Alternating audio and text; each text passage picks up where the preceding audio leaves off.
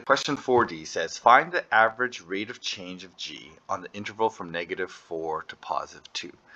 So this average rate of change of g can be thought of two ways. We can think of it as the average value of the derivative, okay, of f, or we can find the average, the secant line, or the value, the secant slope, or the average slope between -4 and +2 on the g graph.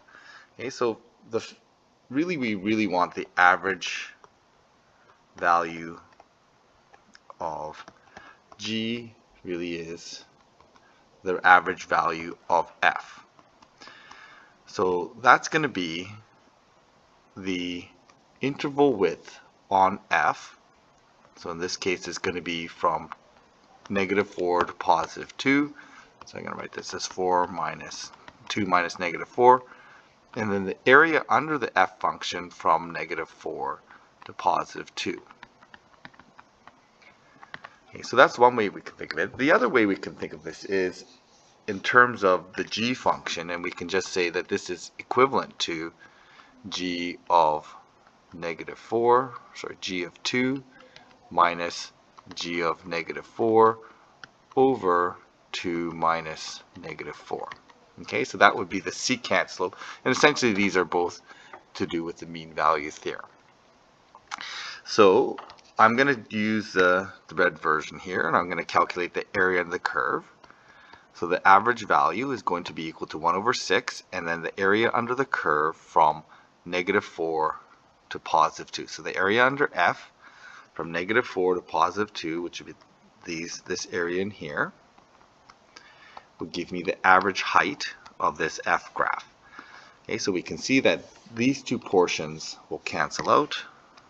Okay, this portion here will cancel out, and then when we calculate the area, this is going to be 2 times 6 divided by 2, or an area of 6. This is a trapezoid. We can just say 6 plus 4 divided by 2, and the interval width is 5. So 2 times 5 is 10. So the area that we're looking for here, the net area, is going to be 16. Okay, so we're going to do 1/6 times 16, and that gives us the average value of the f function, or the average rate of change of g. Okay, I'm just going to need to change that a little bit. Is going to be 8/3, and really the average value of f, well, I'll just write that as g prime is f, and this is the average rate of change.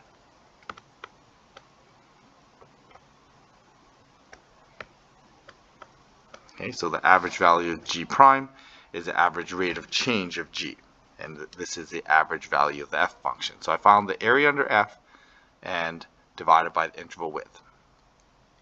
Okay, so the second part of this question says, does the mean value theorem guarantee a value in the interval -4 to 2 where the g prime is equal to the average rate of change? Okay, so we're talking about the mean value theorem here.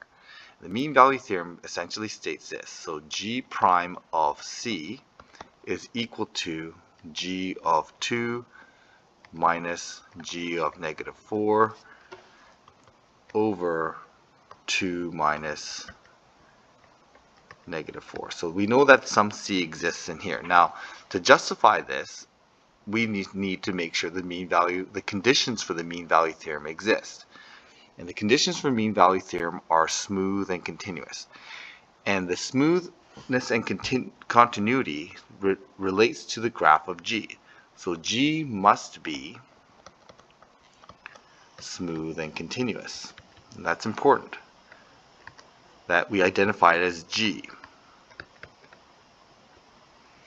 Okay, so a couple things. First of all, we don't want to confuse g with the f graph. Okay, the f graph clearly is not smooth and continuous. It is continuous but not smooth. So this is a little bit of a trick question, because, not really a trick question, but it's testing if you understand the difference between g and f, and that the fact that although f has kinks in it, the g graph will not have kinks in it. So this the G graph is smooth and continuous. We can justify it this way. We can say that G prime, or F, is defined for all values of x. Okay, and really more importantly, the interval that we are looking at. Okay, and we can use that as an open interval. It's defined for all values in that interval. That means then that if G prime is defined for all values in that interval, the conclusion we can make from that is G must be continuous. Must be smooth and continuous, or differentiable. So it must be smooth and continuous in the interval. Okay, for a derivative to exist, it must be smooth and continuous. Therefore, the condition for mean value theorem is met, and we can then justify that the G prime of C is equal to the average rate of change in this interval based on the mean value theorem, because we've met the condition for the mean value theorem.